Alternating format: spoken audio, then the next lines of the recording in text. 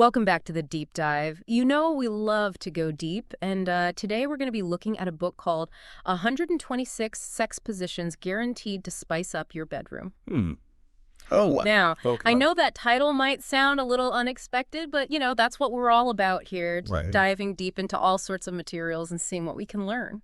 It's fascinating, isn't it? I mean, this book really makes you think about, Yeah. how we learn about sex and how those methods have, evolved. Yeah, absolutely. And this book is full of interesting details, like I was flipping through it. And it features 126 illustrated positions, each with a unique name. And some are more eyebrow-raising than others, like we're talking huge bird above a Red Sea, silkworm spinning a cocoon, Mm. even fixing a nail and drawing the bow. I mean, where do Mm. these names even come from? Yeah, that's a great question. Hmm. I mean, it seems like these creative names, they might be hinting at something deeper. Right. Maybe reflect, cultural attitudes toward sexuality, using metaphors and imagery to discuss something that might have been considered taboo, back in the day. That's a really good point. I hadn't thought about it that way. Yeah, It's almost like they're trying to convey something about the experience, beyond just the physical mechanics. exactly. And it's really interesting to consider how this book kind of fits into the larger history of sex manuals. Oh, okay. These types of guides, they've actually been around for centuries across many different cultures. Oh, wow. I didn't realize they went back that far. So what were they like back then? Well, this served a variety of purposes depending on, the time period and the culture. Right. Some were intended as practical guides for married couples, Yeah. offering advice on everything from conception to, maintaining a harmonious relationship. Mhm. Others delved into the more philosophical or spiritual aspects of sexuality. So this book isn't some isolated phenomenon. It's part of a long tradition of humans trying to understand and express their sexuality. Precisely. And it's fascinating to see how those expressions have evolved over time. Now, looking specifically at the book you provided, one thing that really stands out is its emphasis on anatomy and positioning. Yeah, I noticed that too. It's almost like a visual guide, Right. which could be helpful for some people, especially, if they haven't had like comprehensive sex education. It could help them feel more informed and confident. I think that's a very valid point. Understanding the mechanics of sex can be empowering for individuals. And historically speaking, access to this kind of visual information wasn't always readily available. Oh, really? Yeah, in some cultures and time periods, detailed depictions of sexual acts were considered highly taboo. Wow, that makes this book even more interesting. It's like a window into how attitudes towards sex and education have shifted. Right. But even though it might be helpful in some ways, I'm guessing it also has its limitations. Absolutely. No single source can ever provide a complete picture of something as complex as sexuality. Right. So what are some of the things that this book might be missing? Well, one obvious limitation is the book's focus. It exclusively depicts heterosexual intercourse, Mm-hmm. which means it doesn't represent the experiences of LGBTQ plus individuals. This narrow focus is a significant drawback if we're talking about comprehensive sex education. That's a really important point. It's a reminder that sexuality is diverse and everyone's experience is unique. And speaking of inclusivity, I also noticed that while the book does have like a brief disclaimer about safe sex practices, Right. it doesn't really delve into other crucial aspects of sexual health, like consent or emotional intimacy. You're absolutely right. Those are essential elements of healthy sexuality that shouldn't be overlooked.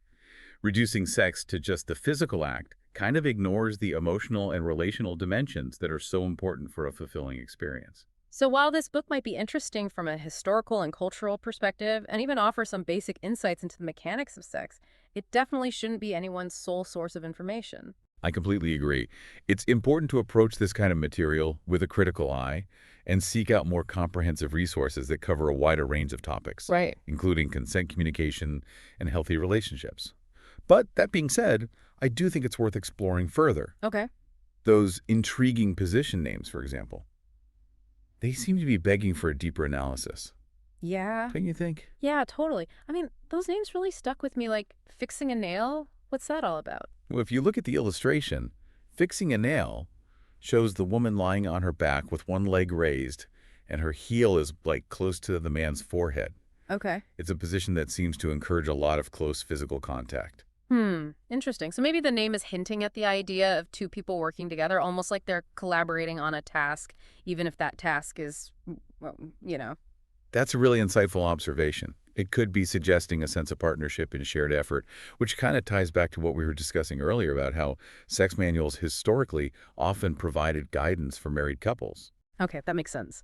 But what about some of the other names, like drawing the bow? That one really piqued my curiosity. Ah, yes. Drawing the bow is a visually striking position.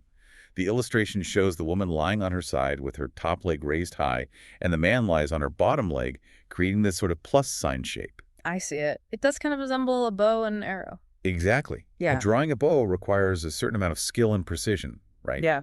Perhaps the name is alluding to that, Yep. suggesting that this position demands a degree of control and finesse. It's amazing how these names can spark so many different interpretations. Like they're little puzzles waiting to be decoded. Absolutely. Oh, And it makes you wonder if these names were chosen intentionally to evoke certain feelings or associations. right. It's like they're offering a glimpse into how sex was perceived or even ritualized in different cultural contexts. Mm. We might even find clues about how gender roles were viewed. Now we're really getting into the deep dive. What about those names that seem to draw inspiration from nature? Like huge bird above a red sea and silkworm spinning a cocoon. Those are pretty vivid. Aren't they? Huge bird above a red sea shows the woman with her knees drawn to her chest, and the man is kneeling between her legs. Her legs are draped over his arms. It's quite a unique position. I can see where the huge bird might come from, but red sea, maybe it's a metaphor for, you know. It's definitely possible. Yes. It wouldn't be the first time bodily fluids have been associated with bodies of water in literature or art. And then there's silkworm spinning a cocoon, which shows the woman tightly wrapping her legs around the man's torso while he lies on top of her. Okay, I can see how that one resembles a cocoon. It seems to convey a sense of closeness and intimacy, almost like a protective embrace. Exactly. It's fascinating how these names can evoke such specific imagery and how that imagery might reflect broader cultural attitudes towards sex. It's like we're piecing together a puzzle using these seemingly simple names as clues. And what's even more interesting is that this book, with all its quirks and limitations, is part of a larger conversation about sex and education that's been going on for centuries. You're right. It's a reminder that human sexuality is a complex and multifaceted subject, and our understanding of it continues to evolve. It also makes you wonder how the way we talk about sex, the language we use, and the images we choose all contribute to shaping those understandings. It's a constant interplay between culture and individual experience. Mhm. And books like this, despite their limitations, can offer valuable insights into that dynamic. Okay, so we've explored the historical context, delved in some of the more intriguing aspects of the book's content, and even started to decode the hidden meanings behind those curious position names. But what does it all mean for us for our own understanding of sex and relationships? That's the million-dollar question, isn't it?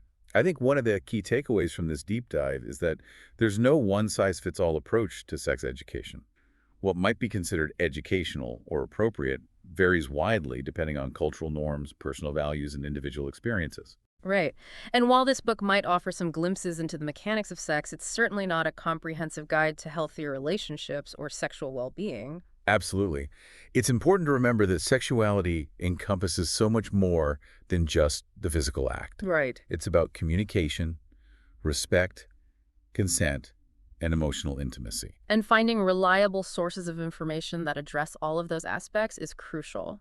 Couldn't agree more. This deep dive has really highlighted the importance of approaching any source of information about sex, especially one as visually stimulating as this book, with a critical and discerning eye. Yeah, it's like we've been saying this whole time. Right. Knowledge is power, but it's incomplete without, context and critical thinking, Right. especially when it comes to a subject as personal and nuanced as sex. I think that's a great point to emphasize. We can't just passively absorb information, especially from a source that, focuses so heavily on the visual and physical aspects of sex. Right. We need to engage with it actively.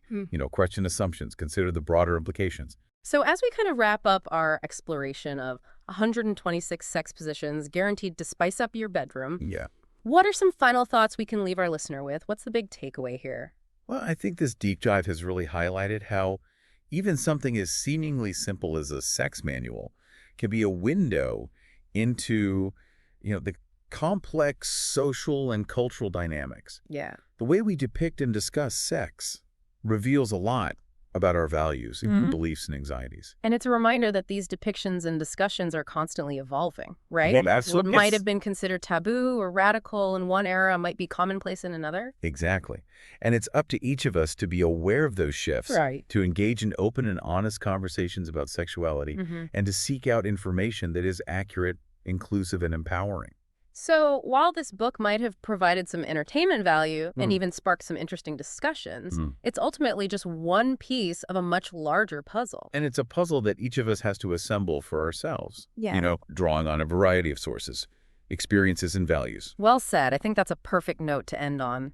But before we go, I do want to leave our listener with a thought-provoking question to ponder. Okay. How might the cultural context of sex education, Yeah. the messages we receive from our families, our peers, the media influence our own individual experiences and relationships? And how can we contribute to creating a culture that embraces open, honest, and respectful conversations about sex and sexuality? That's a question worth reflecting on. After all, understanding our own relationship with sexuality is a lifelong journey. And we hope this deep dive has given you some new insights and perspectives to take along on that journey. Until next time, keep exploring, keep questioning, and keep diving deep.